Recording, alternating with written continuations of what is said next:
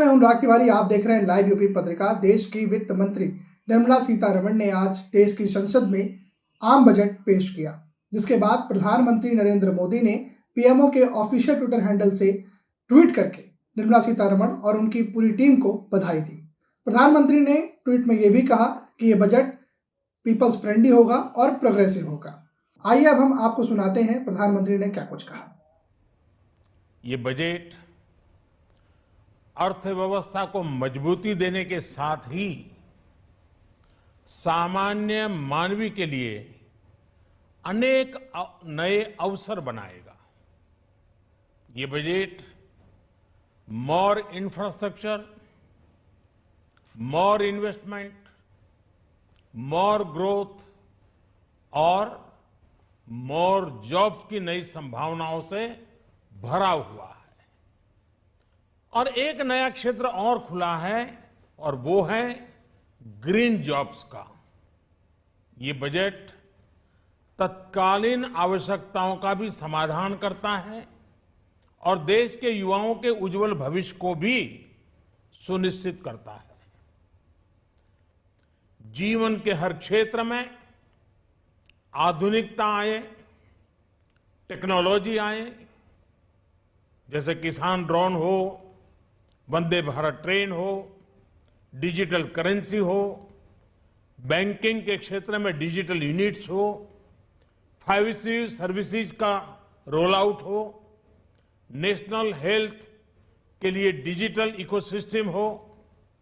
इनका लाभ हमारे युवा, हमारे मध्यम वर्ग, गरीब, दलित, पिछड़े, ये सभी वर्गों को मिलेगा। इस बजट का एक महत्वपूर्ण पहलू है गरीब का कल्याण। हर गरीब के पास पक्का घर हो, नल से जल आता हो, उसके पास शौचालय हो, गैस की सुविधा हो, इन सभी पर विशेष ध्यान दिया गया है। इसके साथ ही आधुनिक इंटरनेट कनेक्टिविटी पर भी उतना ही जोर है। इसी के साथ साथ प्रधानमंत्री नरेंद्र मोदी ने देश की सुरक्षा और सीमावर्ती क्षेत्रों को लेकर के भी कुछ बातें कही, जिसमें से उन्होंने पर्वतमाला योजना का भी जिक्र किया।